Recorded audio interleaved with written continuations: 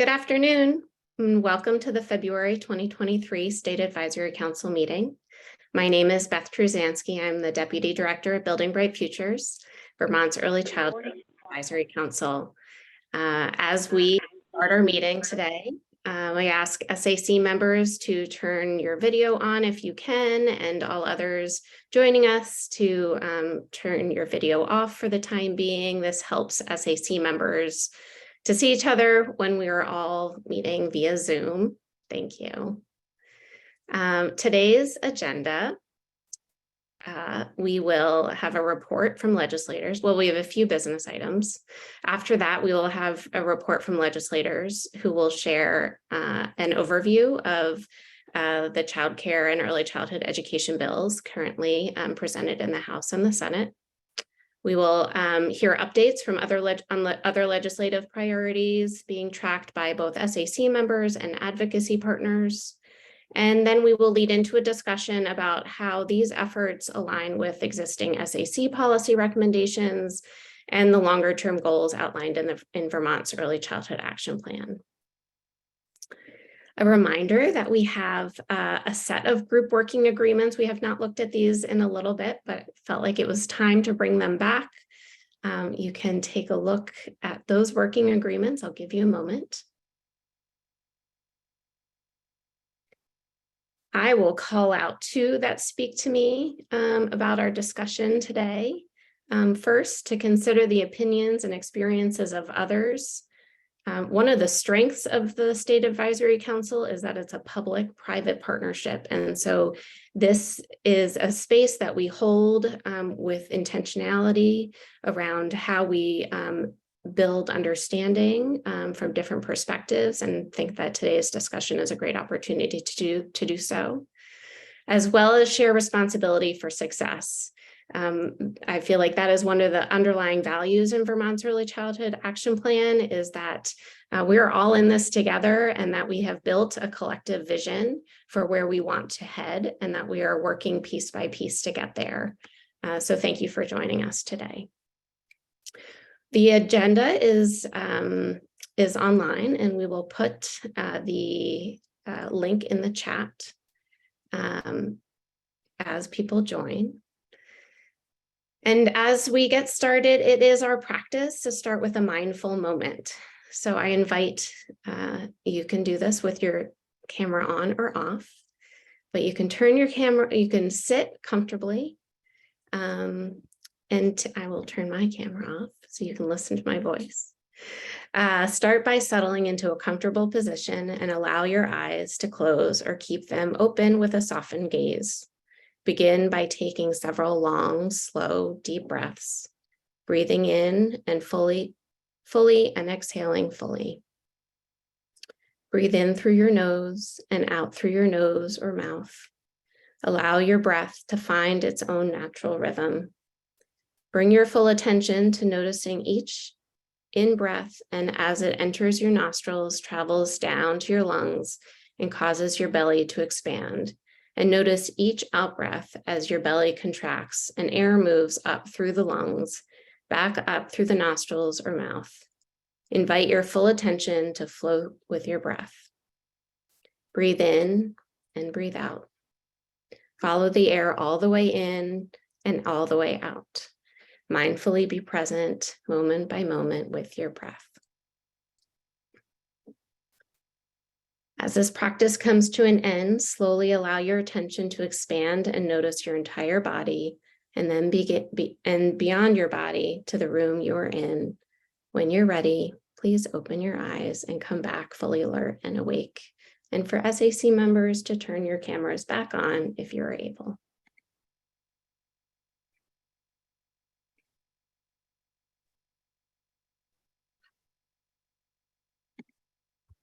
All right, welcome back to our virtual space. Welcome to those of you who are just joining. My name is Dr. Morgan Crossman, and I'm the Executive Director of Building Bright Futures. And I want to start the next section of this meeting by, again, resetting this group with our collective role in the early childhood system. So with Building Bright Futures key charges, we are named by the Federal Head Start Act, as well as Title 33, Chapter 46, as Vermont's Early Childhood State Advisory Council network, and this public-private partnership charged as the primary advisors to the governor and the legislature on the well-being of kids and families under the age of 8. We have really important roles around holding the vision and strategic plan for Vermont's early childhood system. We are charged with convening and elevating the voices of families, of communities, of early childhood stakeholders across our state to monitor the early childhood system and making sure that we are all using high quality data to inform our decision making. And then again, making sure that we are advising using the recommendations built by this network and the data that we've collected and elevated, and really moving our system towards the goals we've articulated in Vermont's Early Childhood Action Plan. And today's meeting is a really exciting one because it serves a range of functions around this series of 5 charges that we have. And I want to call your attention to convening, monitoring, empowering, and advising today. So as an advisory network, BBF believes that representation and family voice and community voice and that diverse voice matters, and that should be used alongside critical data as a driving force for decision-making and policy efforts in the state of Vermont. We are also committed as a network to using and producing the most up-to-date, high-quality data to inform decision-making. And this is a very unique role that we play in the state as this broker of data and information to guiding decisions and strategies on behalf of the early childhood system. And when we talk about data as a network, sometimes we are talking about quantitative data and the numbers, and sometimes we're talking about qualitative or the themes that we hear on behalf of families and communities. And the ultimate purpose of this network, being an advisor and monitoring as a public-private partnership, is accountability. It's moving towards the collective vision that we've set through the Vermont Early Childhood Action Plan and holding all of the partners, including ourselves, accountable to that vision and the strategy. It's about supporting decision makers in a data-driven lens to understand the true needs, challenges, and successes of what we're seeing across the state. So today's meeting, as was mentioned earlier, is prioritizing discussions about legislative priorities. So it's an important opportunity to convene partners across a range of different sectors. We had over 100 people register for today's meeting. And for people to share and discuss these priorities, which we will then take everything we are hearing during this meeting and capture it in an anonymous way, and then provide it to our decision makers, both those that are in state government as part of the administration, the governor's office, and the legislature. And we'll talk a little bit more about that process when we get to the discussion section of today's meeting. So a couple of points of business before we move into the policy priorities. I will turn it over to Cheryl Wilcox, who's the co-chair of our State Advisory Council. Thank you, Morgan. I know we're going to do roll call, and so it's nice to have this screen back, and then approve meeting minutes.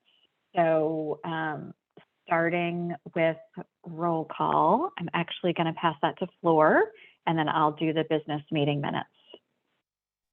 Thanks, Cheryl. Welcome, everybody. It's so nice to see so many people interested and present here. Let's start with you, Cheryl. Do you want to go again? Yes. Hi, everyone. Cheryl Wilcox, Department of Mental Health. I'm the Mental Health Collaborations Director. Nice to see you. Thanks, Cheryl. Chris Case, Agency of Education.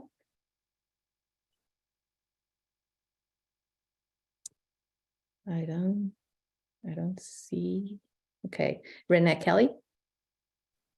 Good afternoon, everyone. Renee Kelly, Director of the Vermont Head Start Collaboration Office, which sits within the Child Development Division. Thanks, Kelly. Isla Stalberg. Hi, everyone. This is Elisa Stolberg. I'm the Maternal and Child Health Director at the Health Department. Thank you. Miranda Gray. Hi, everyone. Miranda Gray, Deputy Commissioner for the Child Development Division. Jessica Vintner.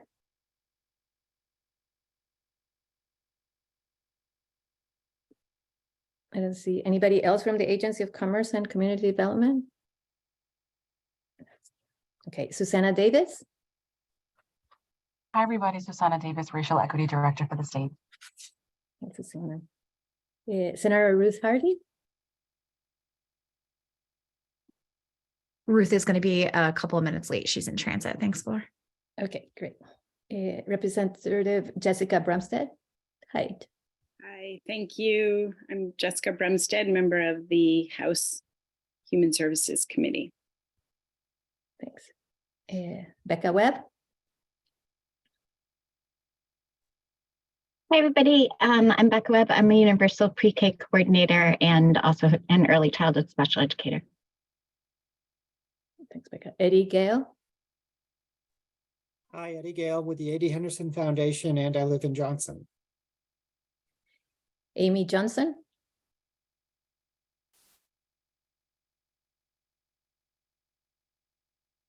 There you are. No, I don't see her. Christy Swetson. I saw you a minute ago, I thought. No. Alexis Duquette, I see you. Hi, I'm Alexis Duquette, and I'm a parent advocate. Thanks, Alexis. Libby. Hi, everyone. I'm Libby Dalian, and I'm also a parent representative. Thanks, Libby. Dr. Ashley Miller.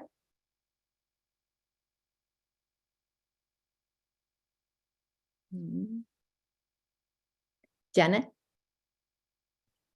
Oh, I believe she couldn't join us today, right? Yeah, she sent her regrets, sorry. Dr. Let me see, Paul Dragon.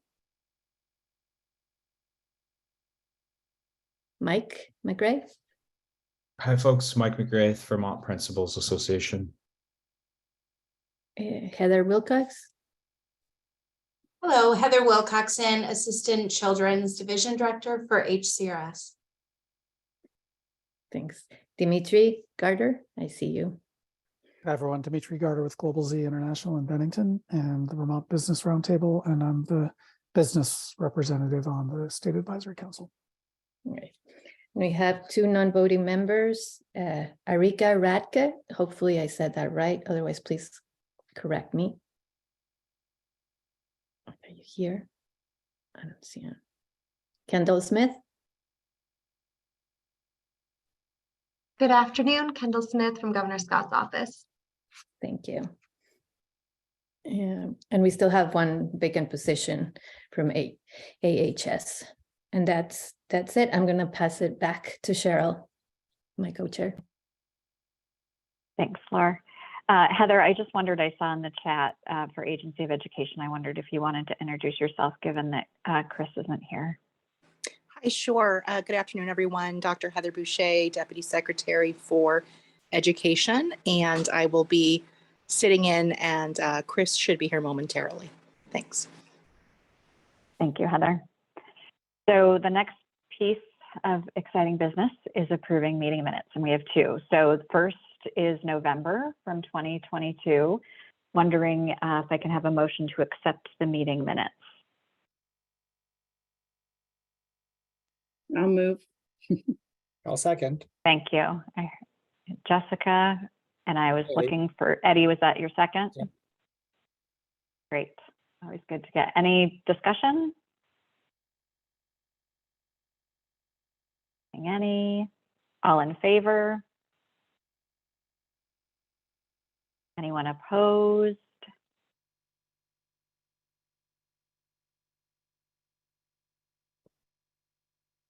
Anyone who wants to abstain? All right, meeting minutes have passed. I feel like this is always a really like how fast can we look at squares. So last month's meeting minutes, January, looking for a motion to approve those.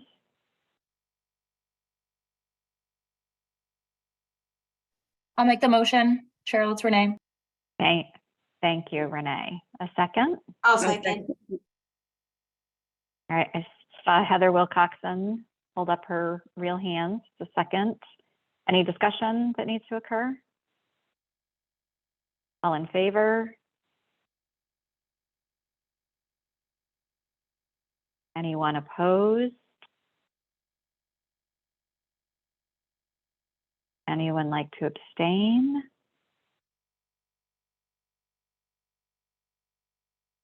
All right, meeting minutes have passed.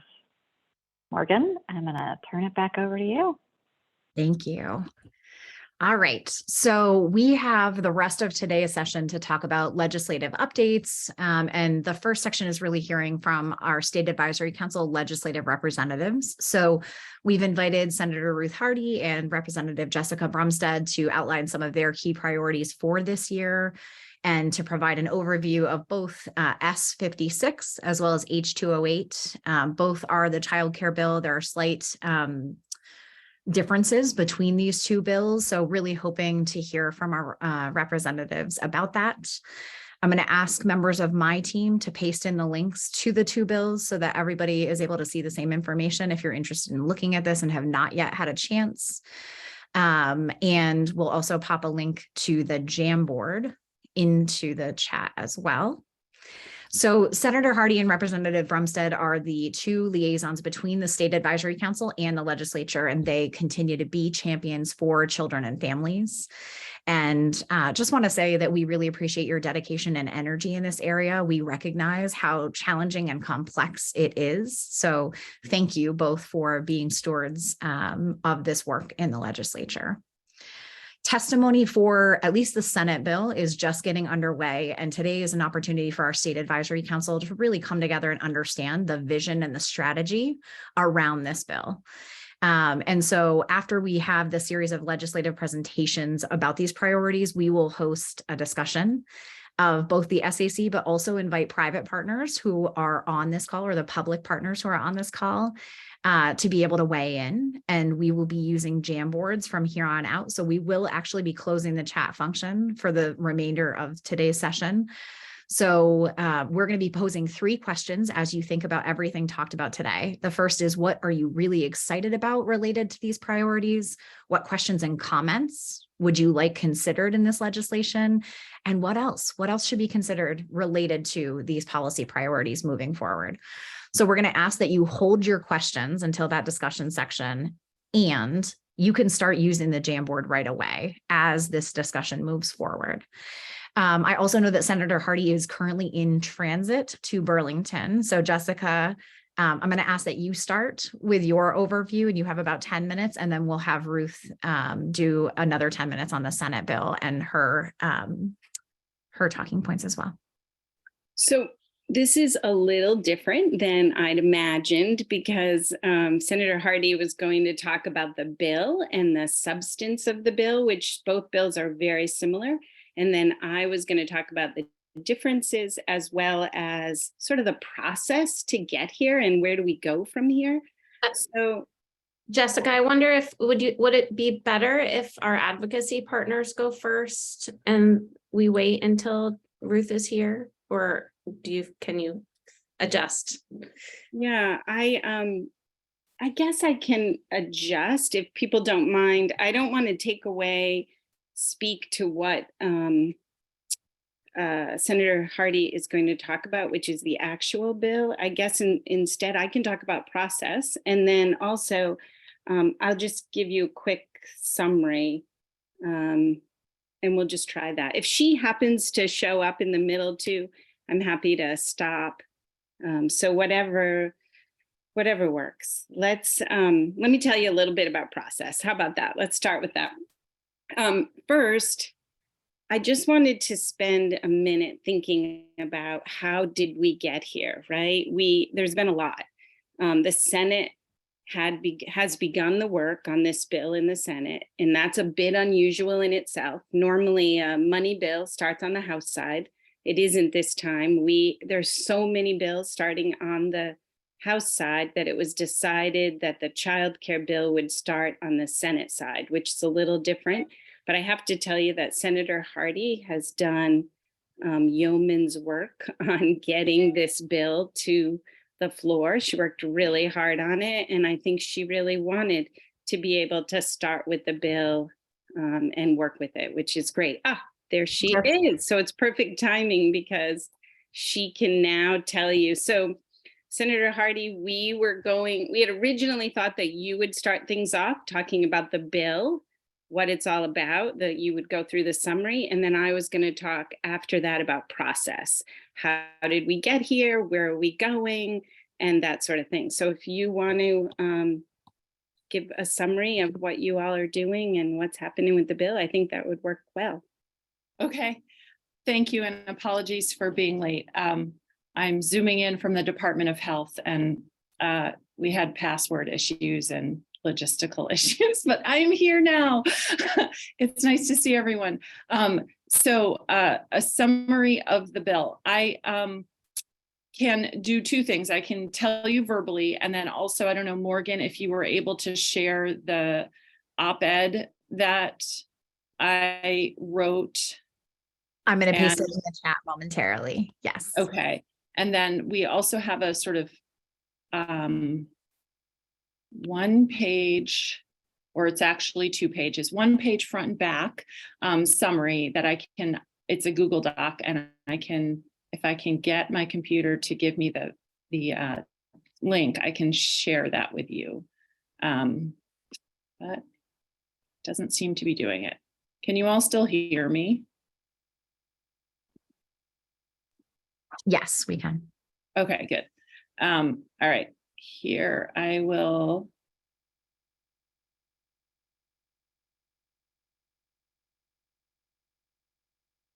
Okay. Do you want me to put the link in the chat or to this one pager? Is that helpful? If you want to send it to me, Ruth, I can screen share it for you. Okay.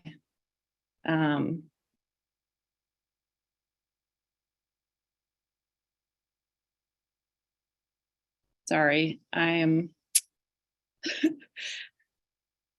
too many meetings, too many things.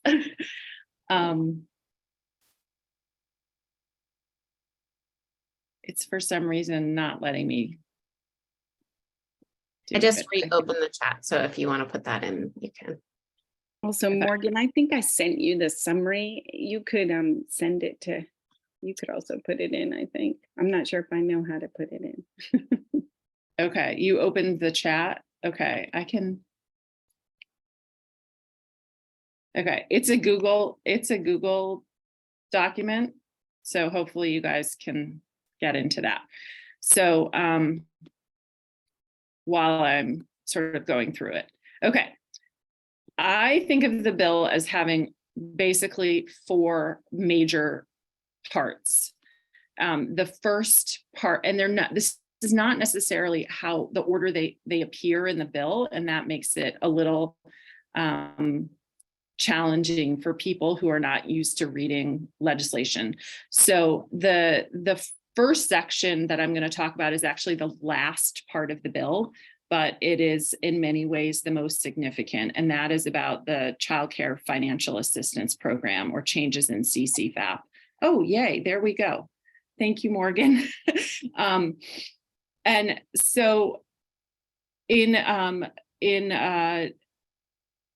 trying to make ways to make childcare more affordable for people, the main avenue is through the CCFAP, or Child Care Financial Assistance Program, which subsidizes childcare payments for eligible families at eligible childcare programs, as you all know. So the current level for families that do not have to have a copay or their own payment is 150% of the federal poverty level. And we raised that up to 185% in the bill. And that was largely in keeping with what's consistent for the free and reduced lunch programs for students at schools. And we extended the subsidies, which are now at 350% as the cap, up to 425% in the first year of the biennium, so FY24, and then up to 450% in the second year.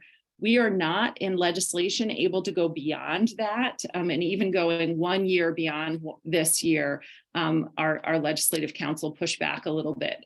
We are not allowed to bind future legislatures, so we were only able to go out 2 years in the draft legislation. I know there's a lot of discussion about how it should be 500 or 800 or even 2,000% of federal poverty level, but we were only able to sort of ratchet it up slowly for 2 years. We eliminated the requirements that parents must be working or seeking work to qualify for CCFAP. And this was similar to a change that we made last year for the Reach Up program. This one we have to work, and I see Deputy Director Gray on the Deputy Commissioner Gray on the call, and she and I have had conversations about how to make this work with federal requirements for the federal program. So there's a little massaging for the language we need to do with that. We also created a non-citizen childcare financial assistance program for children who do not have an eligible immigration status or eligible immigration documentation. This is similar to a change that we made for the Dr. Dinosaur healthcare program 2 years ago.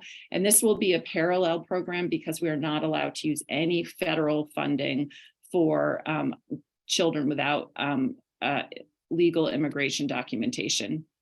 And we eliminated waitlist and application fees for families who qualify for CCFAP. So providers would not be able to charge these fees. And if they do, they have to reimburse families once they show that they're eligible for CCFAP. So those are the major things that we did in CCFAP. And I will note that the bill does not include any appropriations for CCFAP at this point, or any revenue sources. Those will be left to decisions to be made by our money committees. So the appropriations and the finance and ways and means committees. So the bill does include some appropriations, but not for this part. And in large part, we were also waiting for the estimates and revenue, the ideas that were the RAND report has in it. So those are not in the bill at this moment. So that's the first section. The second section involves a expansion of the universal public pre-K, universal pre-K program in order to provide equitable, accessible pre-kindergarten program to every Vermont child.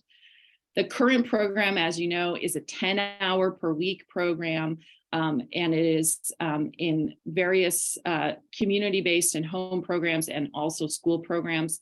The bill expands this to a full-time, meaning full school day program in all of our public schools only.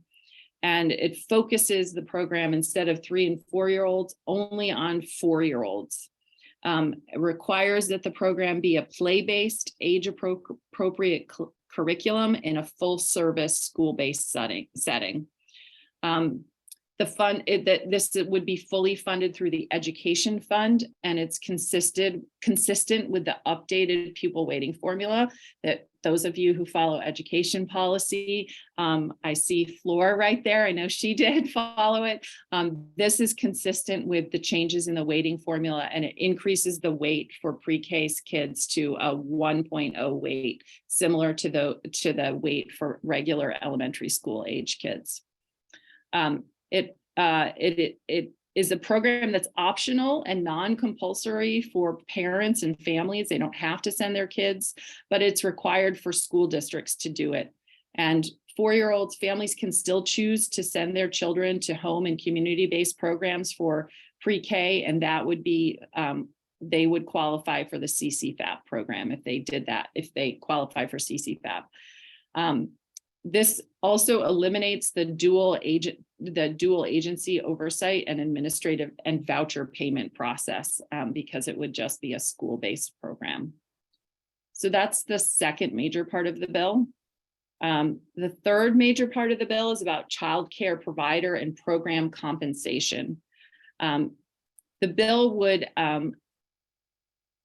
implement a process for creating a tiered professional compensation standards for childcare educators and other employees.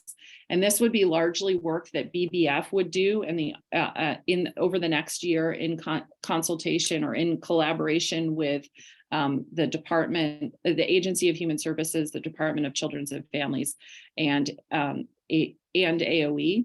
And it would after those compensation standards are created, and the intention is that the compensation standards be equivalent to educators in the public school system, and compensation meaning both salary and benefits. And it would then require providers to compensate employees based on these standards in order to receive CCFAP payments. So childcare programs would have to pay and compensate their employees at those standards in order to qualify for CCFAP. And then the payments for CCFAP from the state to providers would be based on the full cost of providing childcare services, including professional compensation standards and based on child enrollment, not based on attendance. So just like we have done in the interim during the pandemic.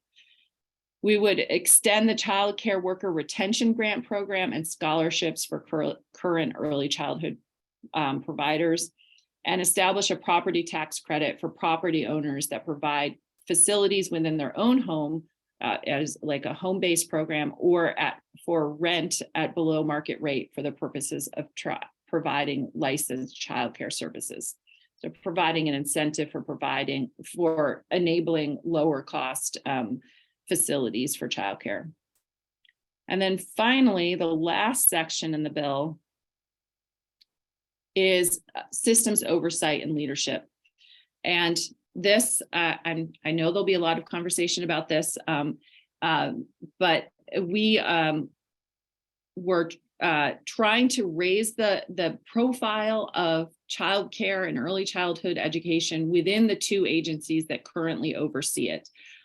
In Agency of Education, the bill would create a deputy secretary that would oversee early childhood education, special education, and the multi-tiered systems of support, or MTSS, which is currently a division within AOE. We raised it up to be a deputy secretary.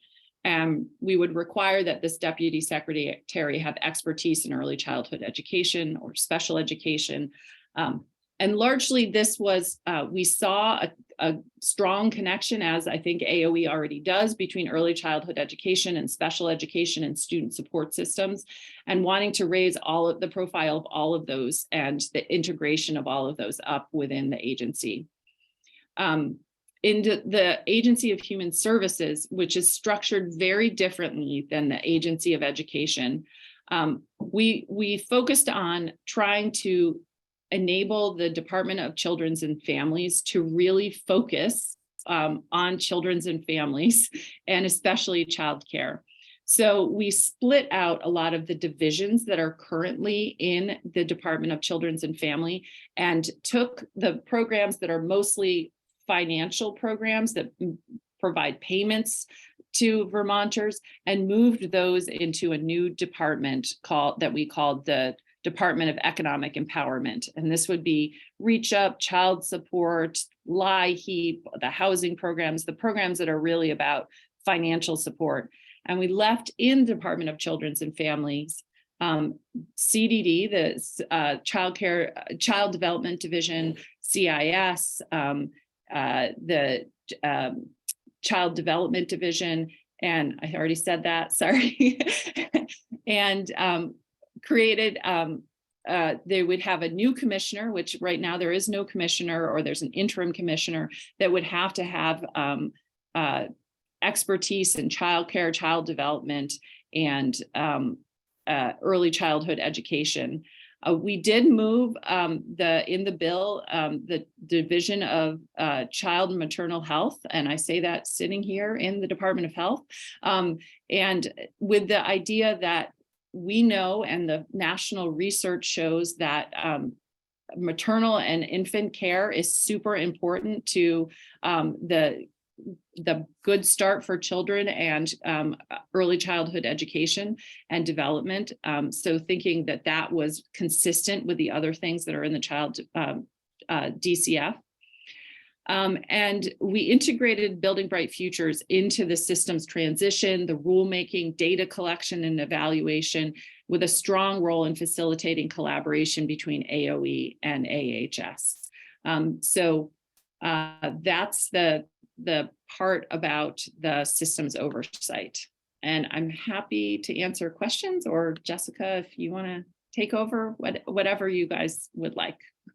Oh, we're running a little bit behind. I want to transition to Jessica and have you give brief remarks. Jessica will then transition to our advocacy partners giving an overview and then open the floor for full discussion with the board. And our Jamboards are open. So if you have questions, you can be populating those now. Okay, that sounds good. So can everyone hear me? Yeah, I'm on, right? I just want to be sure.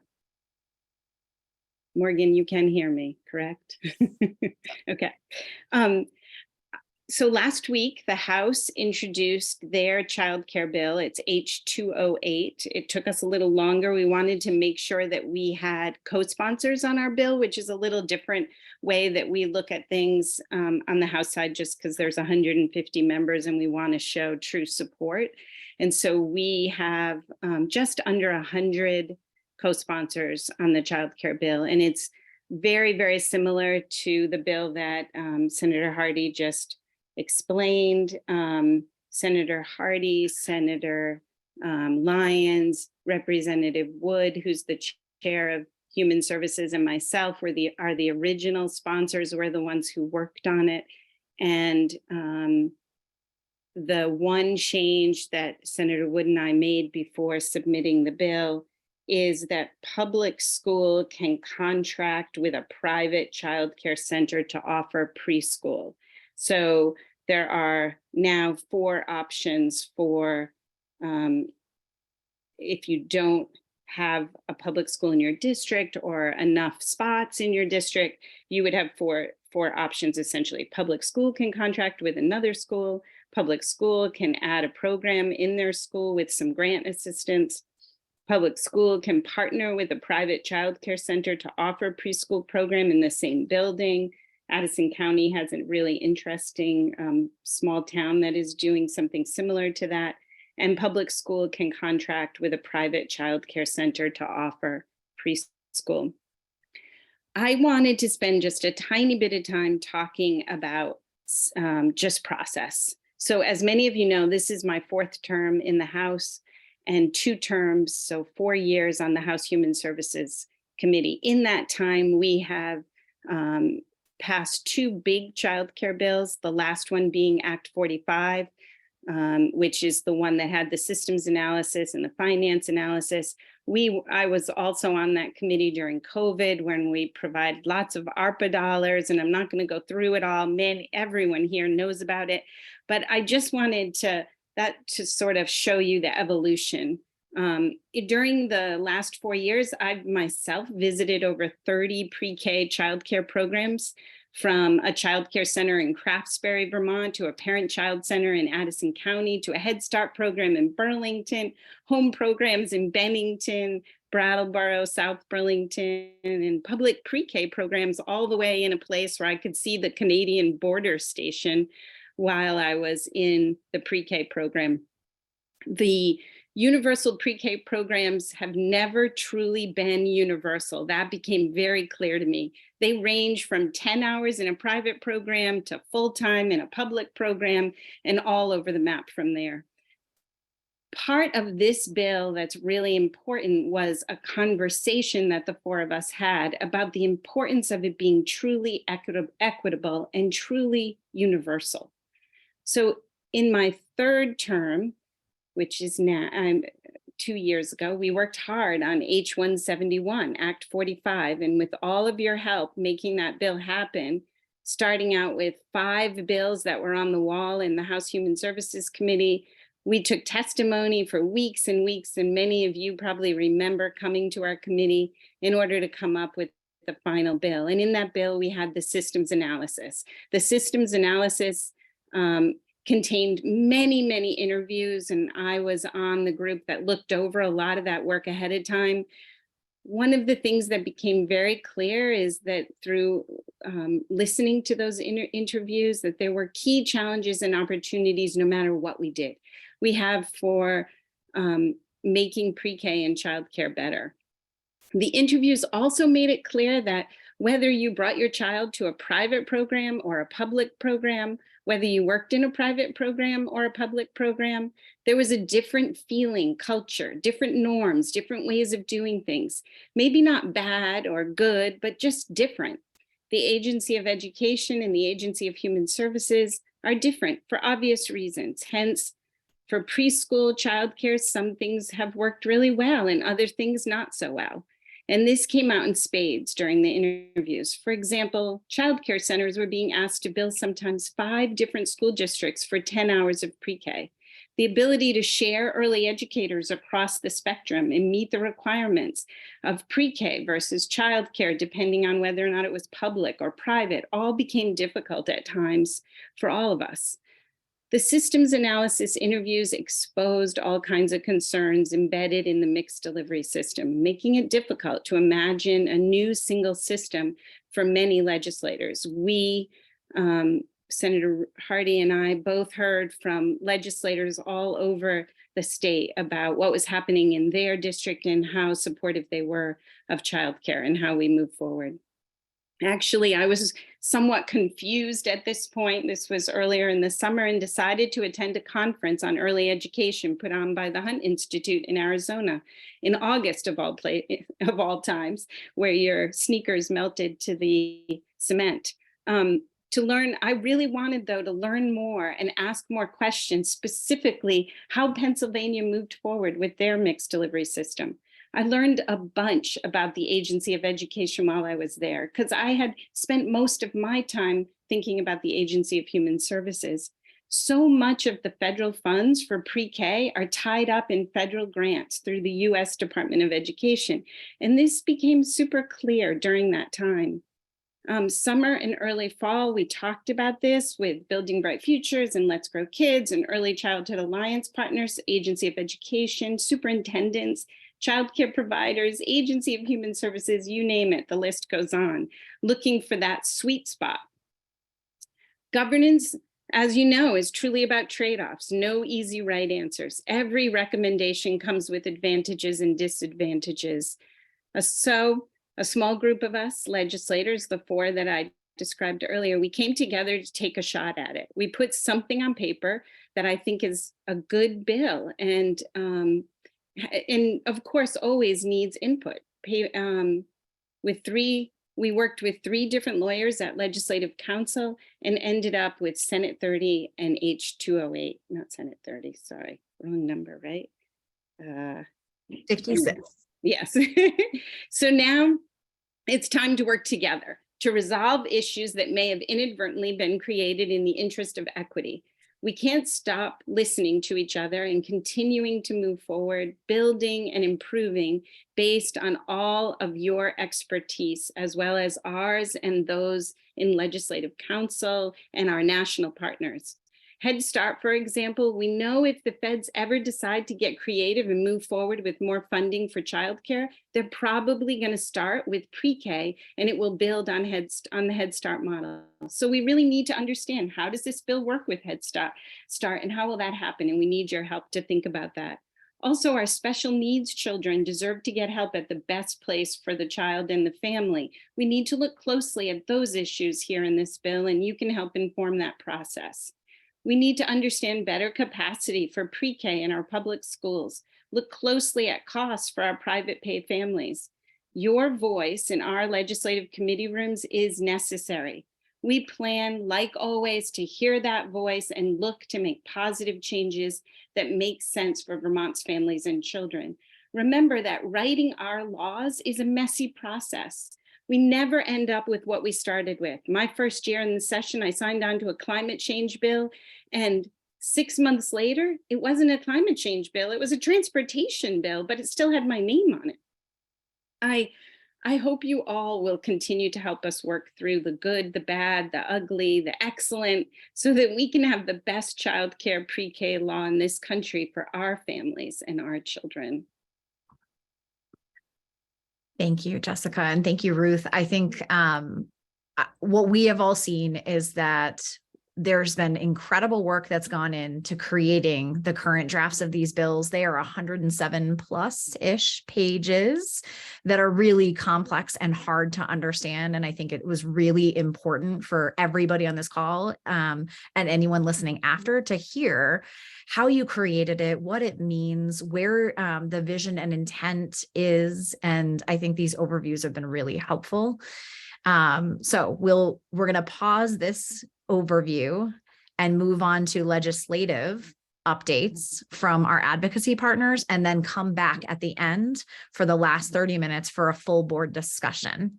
So that was a lot to take in. We are going to make sure that you have access to all these documents after. I want to transition to Anna, our policy director right now, and she'll introduce some of our advocacy partners to give another section of legislative updates before we move into full board discussion. Perfect. Thanks so much, Morgan. So I'm going to quickly transition here since we're running a bit behind, but annually we invite our advocacy partners to provide updates on their priorities to ensure that the SAC is aware of a range of legislative activity related to kids and families. So today we'll hear from Matt Levin, who will speak to some of the issues on Vermont Early Childhood Advocacy Alliance's agenda this year, as well as Sarah Kenny from Let's Grow Kids about additional things their team is paying attention to related to childcare and early ed. So I'm going to hand it over to Matt to share their priorities. Thanks so much, Anna. Good afternoon, everyone. A link to our legislative agenda was in the agenda for the meeting. Anna, I don't know if you could perhaps drop that in the chat as well. I know the chat's been turned off for the Jamboard, but perhaps you could just do that. So really brief introduction for those who may not be familiar with the Alliance, a statewide coalition of organizations and individuals focused on public policy 0 to 8 and supporting advocacy on the part of organizations and individuals to achieve their goals, which we support through a process that we run in the fall to determine what issues are on our legislative agenda. For all the issues on our agenda, there are lead organizations. Our organization is not the lead. We're supporting the members of the early childhood community in their work. We work across the policy spectrum, housing, healthcare, nutrition, etc. So we have a broad range of issues. I'm going to go very quickly over our issues, partly in the interest of time, but also because it would just take a long time to give each issue its due. So they're all going to get short shrift. It's going to be a lot more information for you to absorb. Again, the information in the chat can help you get a little bit more in-depth information about it. I'm going to use a lot of acronyms, apologies, but hopefully they're familiar to most folks in the meeting today. These issues are in no particular order. They're just the way that they appear on my list. We have equal priority for all of our issues. And the usual disclaimer here, what I'm talking about are the priorities for our organizations and for our coalition. They should not be in any way connected with BBF. We're providing this for informational purposes only, and not assuming that folks will agree with this or that they'll participate in our advocacy. Okay, so run around the block very quickly. First issue on my list is Children's Integrated Services, or CIS. We're involved in that issue to hopefully secure sufficient funding for the program for the current and the next fiscal year. Also going to be advocating for one-time money for an IT system for the CIS programs statewide. Lead organizations on that are the PCC Network and the Winston Prouty Center. Second issue is universal school meals. There is a bill attached to that, H-165.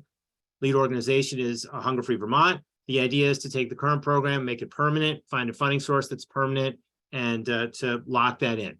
The proposed funding source is off the top of the education fund.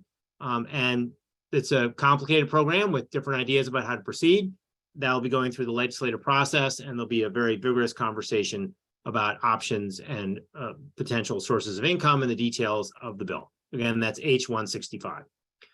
Third issue is Parent-Child Center Network funding. As you wouldn't be surprised to hear, the lead organization is the Parent-Child Center Network.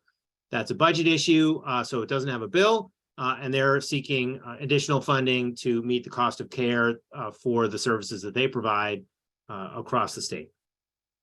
Next issue is funding for the Vermont Diaper Bank, also a budget issue. There's no bill number for that. The lead organization is the Junior League of Champlain Valley.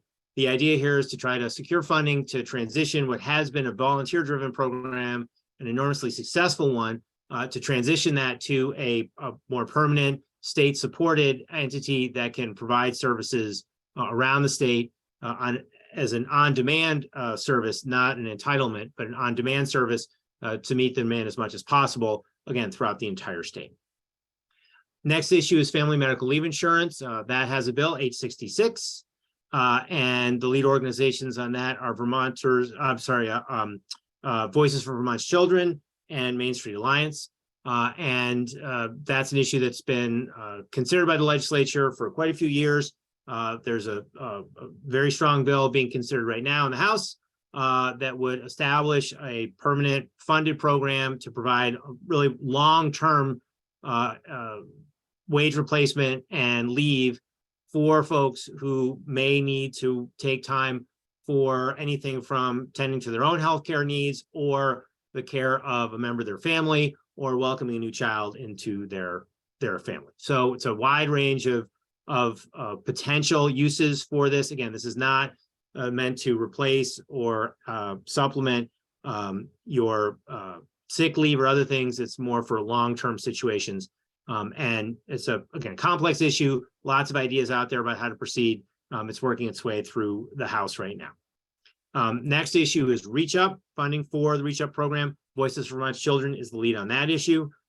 Seeking to end the rateable reduction, which is the reduction in the benefit that we have in place because of funding limitations and statutory language.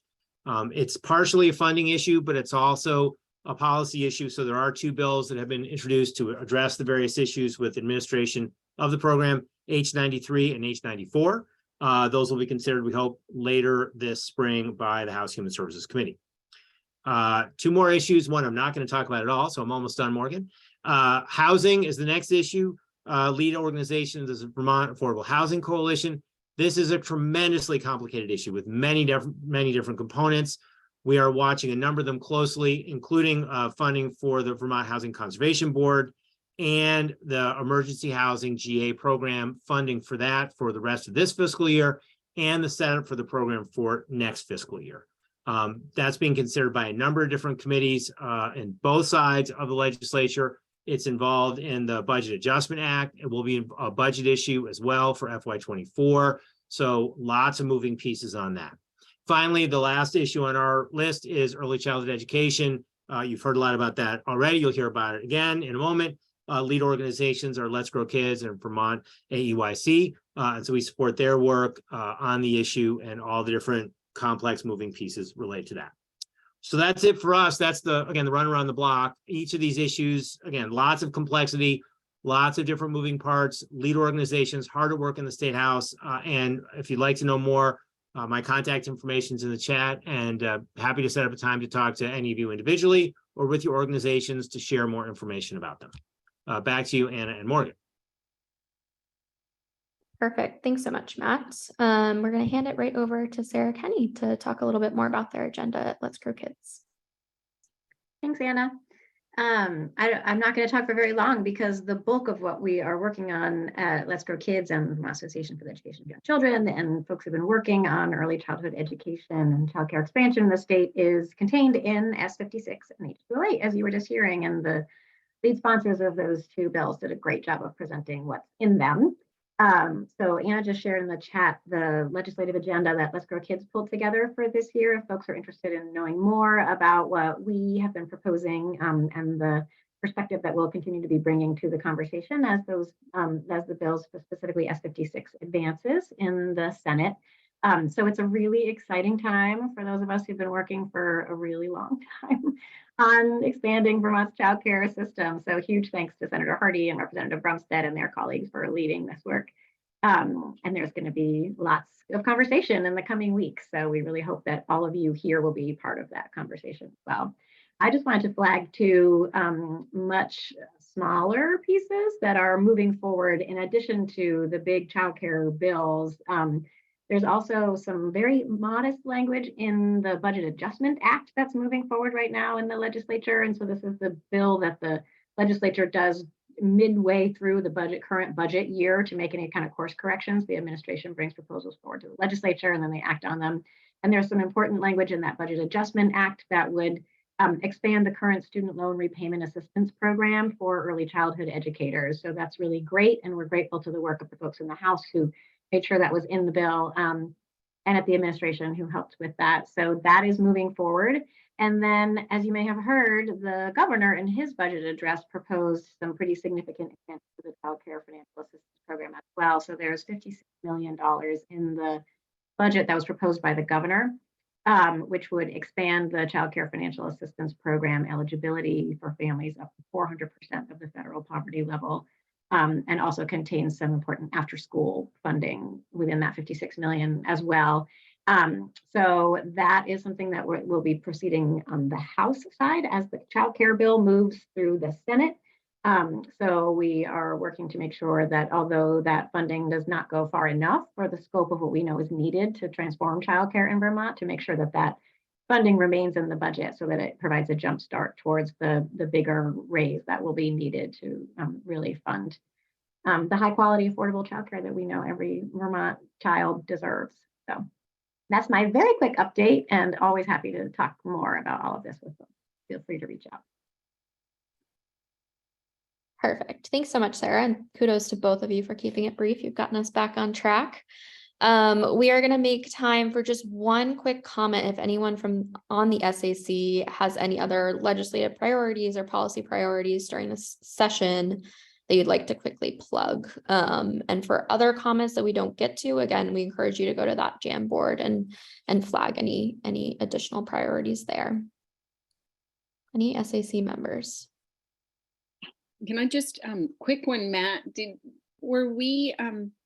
you mention in your list, and I may have missed this, that about the reach up that we're working to reduce the rateable reduction?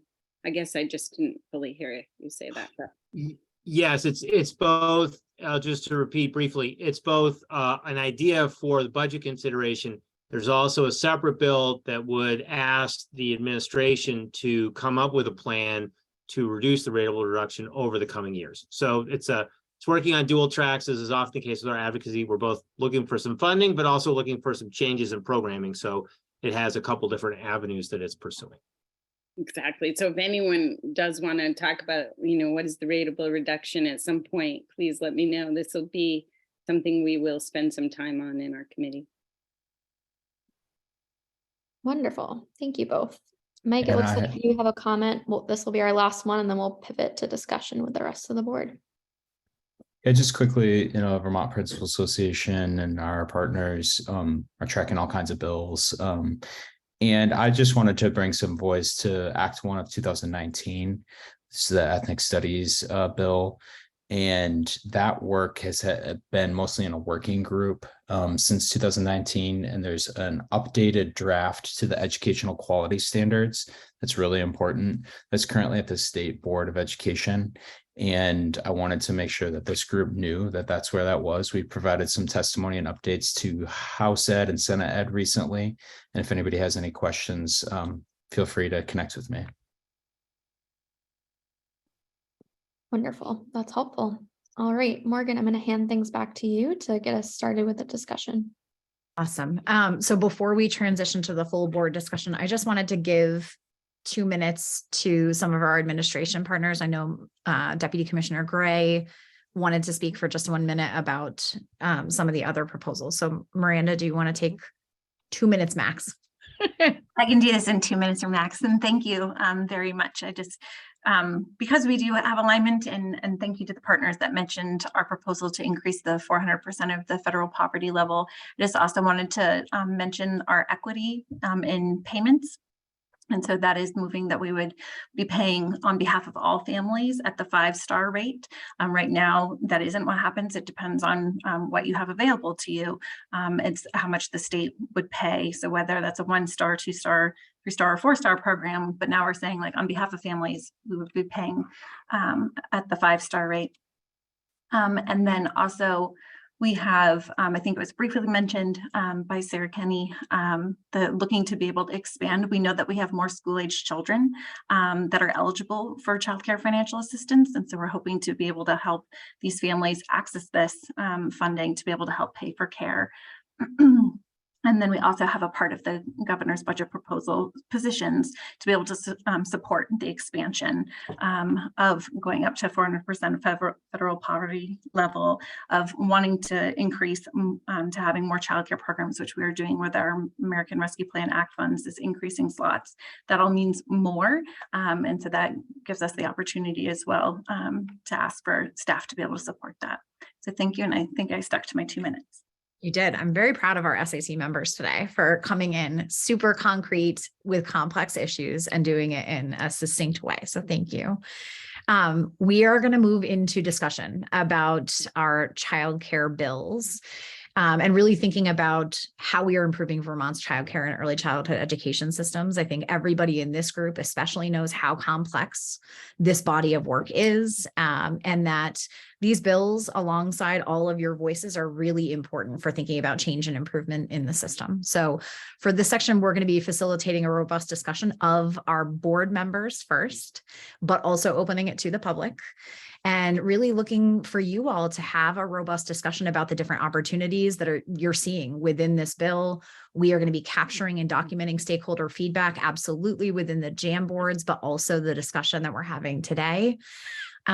Largely focused on what is most exciting to you about what's prioritized in this bill, what questions you have that are arising that would be helpful to clarify, and then any other considerations for decision making that we need to make sure are elevated.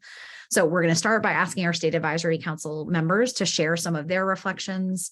I see that people are actively working in the Jamboard, which is great. I want to do one more invitation to our State Advisory Council members to please turn on your cameras.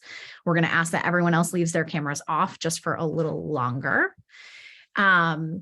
Just as a reminder, as we're moving into the discussion question, we are not looking for this to be a question and answer period where we're asking a question, we're asking someone to answer. It's really about hosting a discussion for you to all share your feedback with each other, to provide feedback in a really intentional way, and make sure that make sure that our legislative leaders and our agency partners who are on the calls today understand your different perspectives, but also the perspectives of your constituent groups.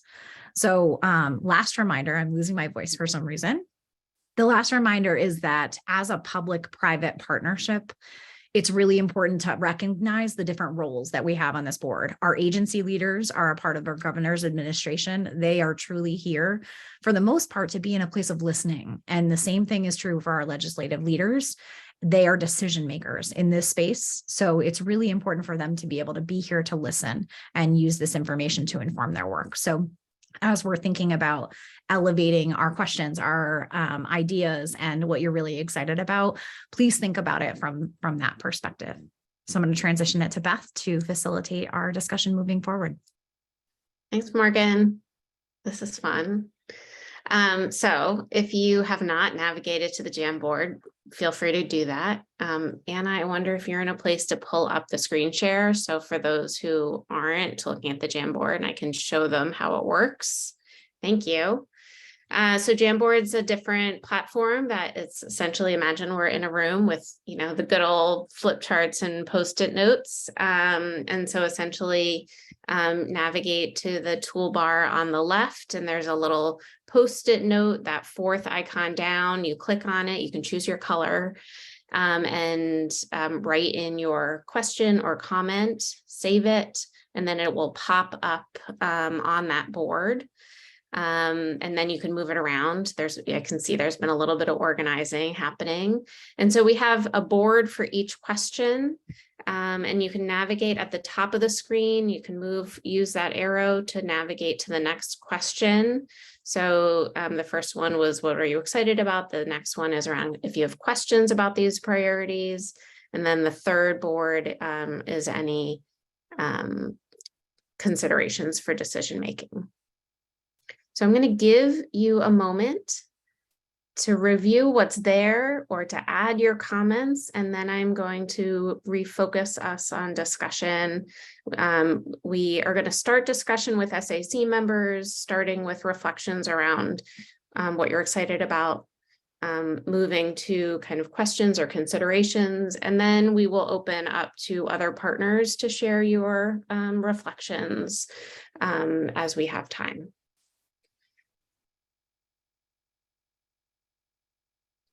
So I'm going to give a few minutes of silence intentionally for you to take a look at the Jamboard, and then I'll call us back.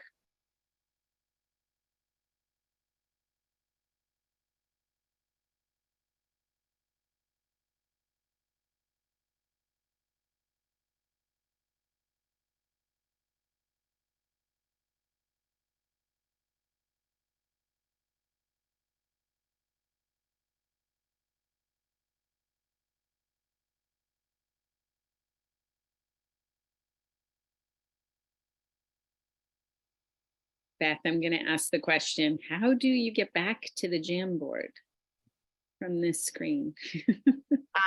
You are going to have to click on, you probably have it up on your screen. So if Zoom has taken up your whole screen, hit escape, and that should minimize things so that you can find, if you've already called up the Jamboard, if you can click on the link in the chat and it'll bring it up.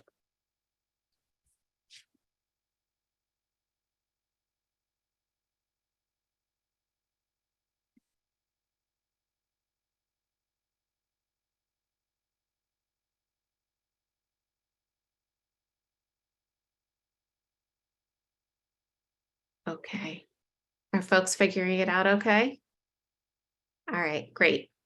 So as people continue to populate the Jamboards, and we will do a little bit of organizing, just want us to lead off with discussion. Let's start with what about this proposal is exciting?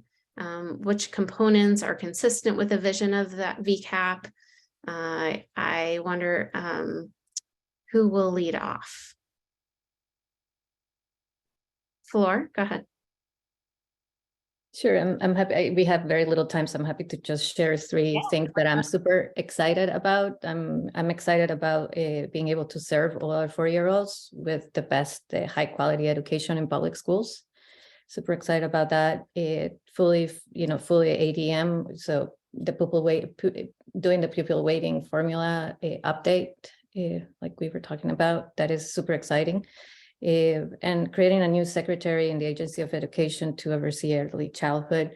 I know that can be controversial, but we are excited about that. Thanks, I Flor. can talk forever on this, but so that's it. That's a great start. Thanks. Other reflections on things that are exciting or components that are consistent with the VCAP? Libby, and then Miranda. I unfortunately also have to go soon, but I just wanted to share on a very high level, the parent perspective. I saw the VT Digger article whenever it came out, and I could have cried. I was just so excited. Everything about it in this bill is really amazing. In particular, the pre-K for 4-year-olds, I think will be incredible. Expanding the eligibility for the subsidy will be amazing.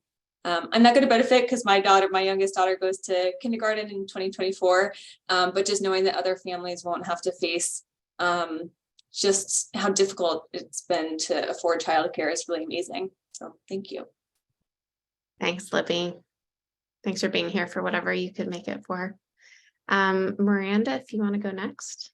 Sure, thanks. And this is pretty much saying what I've already said, but I'm excited that we have alignment, at least in the increasing the FPL. We're at 350% right now. And I think increasing that to 400%, I know the bill contemplates a little bit higher, but I think the 400%, it is more families that we are hoping to be able to support. So I'm excited about seeing that we're both thinking about that. Thanks, Miranda. Eddie? I'm excited that it's big and bold, and it's going to fundamentally change the way we support early care and education in the state. And I'm thrilled that early educators can be just and appropriately compensated for the high level of work that they do. If I have concerns, it's about a system that may be designed to meet the needs of the institutions as opposed to the needs of families. And specifically, I can imagine school districts aren't designed to provide care in the summertime. And I'm sure some schools, I know some schools do this fantastically, others may not. It may not be their best approach. So the degree that our private and nonprofit childcare centers can be a part of this, as well as home-based programming. And the final thing I wonder, as we're expanding compensation and expanding subsidy, are families actually going to experience a savings? Because I'm hoping the amount that we're subsidizing programs at market rate is greater than what they had been compensated in the past. Thank you, Eddie. Becca, I see your hand. so many really good things, and then I'll hold off some of my other thoughts. I'm actually really excited about the SAG grants, which wasn't mentioned in the overview. So just the idea, well, there's no appropriations attached to it right now. The idea that we're really looking at that system and how to improve the application, the process for people, the distribution of money for those special accommodations grants.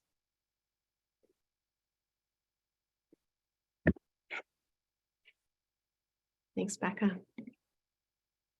All right, I want to give us a chance to move on to some of the other questions. I wonder if any SAC members have reflections about, or if you have questions or additional considerations for decision making that you want us to take a look at.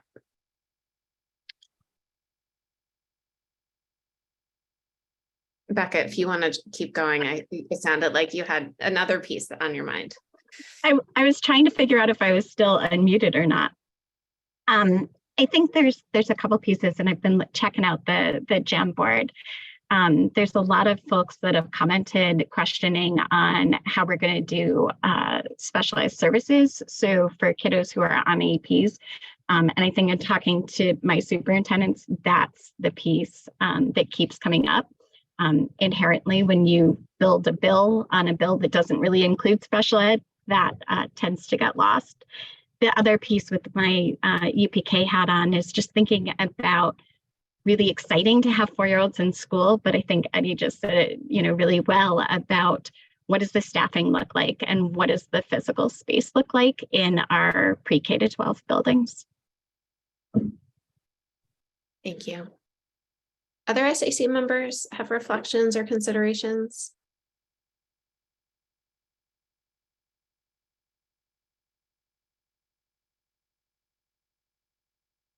Yeah, Dimitri.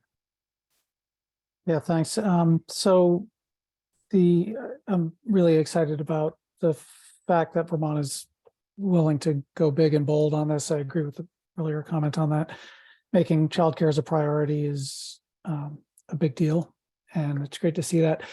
The CCFAP caps, I know that there's some challenges around increasing those, both in terms of what the legislature can do within the biennium, as well as, we haven't even talked about the financing part of it, but that the cliff that it creates for folks at that income range is a major challenge. And I would just advocate for looking at some other creative ways that we can increase those caps so that we bring as many families in as possible, because this does create some limits and also some economic challenges for the providers. But any creative ways we can tackle that, I think, would be really interesting.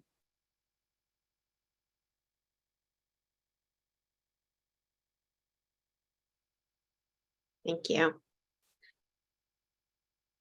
I am going to invite everyone to turn on their video if you are able to, and I appreciate the SAC members kind of sharing your reflections. That again, we're intentionally not making it a Q&A, but if there are reflections or discussion, we do have, I would invite kind of non-SAC members, if you want to share something, you can either raise your hand or put a comment in the chat bar.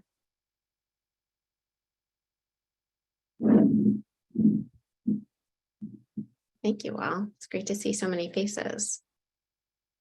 So I think we all appreciate the complexity of trying to change the system that was already very complex. And so again, are there pieces that are particularly exciting or considerations that you feel like we need to bring to light?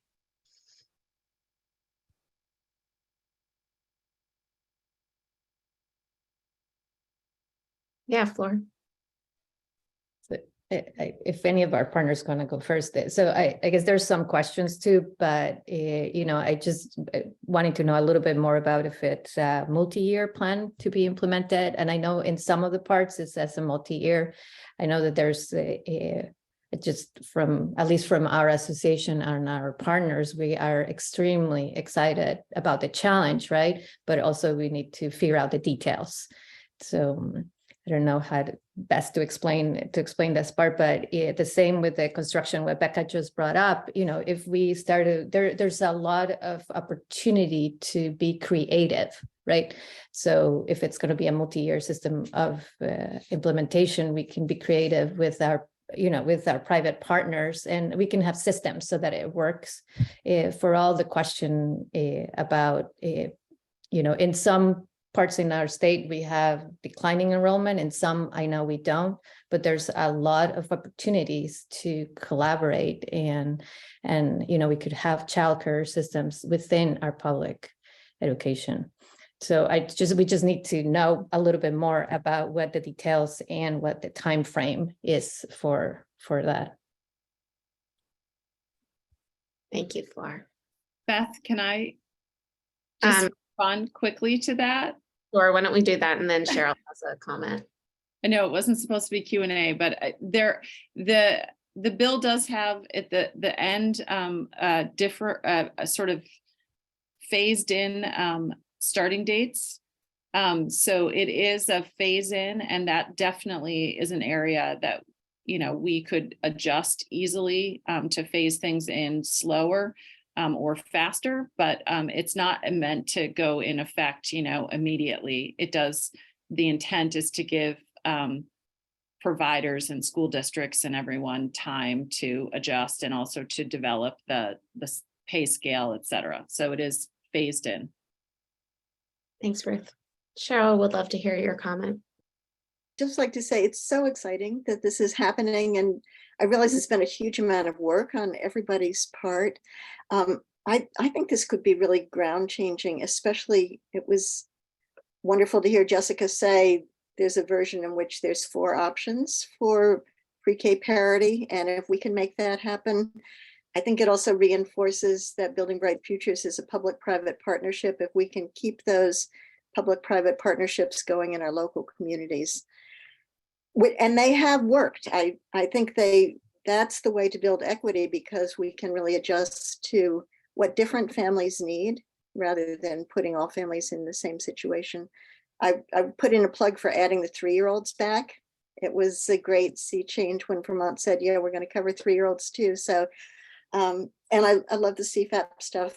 I wish it would gradually move towards universal childcare, and we wouldn't have to be asking parents to talk about their income all the time. But congratulations, guys. This is a great first step. Thanks, Cheryl. Heather. Thank you. So I just can't help but really think about the potential opportunity for increased mental health supports at such a critical age for kids. I would love to see 3-year-olds included, but I recognize this is for 4-year-olds, and whether that's through Success Beyond 6 or through a different mechanism, it feels like there's a huge opportunity if it's embedded in the public school system. And so I just want to put a plug in for there. I put it in the different notes on the board as well as training for the staff on early childhood trauma and mental health support, so that could really be a big part, and that is not like a one and done, like a once a year in service we go to and then we forget. I know since kids are hard no matter what, and since the pandemic, it's even harder, as most people are aware. And then it didn't occur to me until maybe a couple minutes ago. I'm like, wow, these are going to be likely a lot of new positions. I'm imagining, so a lot of new, I don't really know, but it's complicated. So I feel for the education people, but the mental health is where I need to advocate. So hopefully there'd be some partnership there. Thank you. Thank you, Heather. That's why we have you on the board, to bring up those questions, considerations. Any others? I know we have a few parents on the call and public and private members. Any other reflections? Or even if you're looking at the Jamboard, it's crazy, which is really exciting. So yeah, Jennifer, I see your hand. And then I Lexi. remembered to unmute. I'm in public pre-K. I'm actually sitting in an elementary school right now, and I'm excited again to go big, go bold. I think that is a really great place to start. One of the challenges that I'm really wondering about and thinking about is the quality piece. Quite a few people mentioned STARS and the challenge of NACE accreditation, which is a year-long process, and then they come and visit. And I wonder about NACE's capacity for that. And I also, I'm thinking a lot about the spaces in public school buildings, which can be really tricky, I know from personal experience, to be made appropriate for preschoolers. Just like even the playgrounds, which are, it's just everything, the pre-K, the elementary spaces being age appropriate for pre-K, I think is a challenge. But thank you for the hard work. I'm excited to see where it goes. Thanks, Jennifer. Lexi? So I just want to speak as a mom who got to experience firsthand what a amazing hands-on 4-year-old pre-K program was for one of my 4 children. Was amazing. And I feel so lucky for the child that got to experience that, because what a difference it's made in her career, her learning career, and my son's. That's why I would like to also say, push for the add in the 3-year-olds, and knowing just where 3-year-olds are at mentally too, and what that could do for them and development. I feel like it doesn't hurt.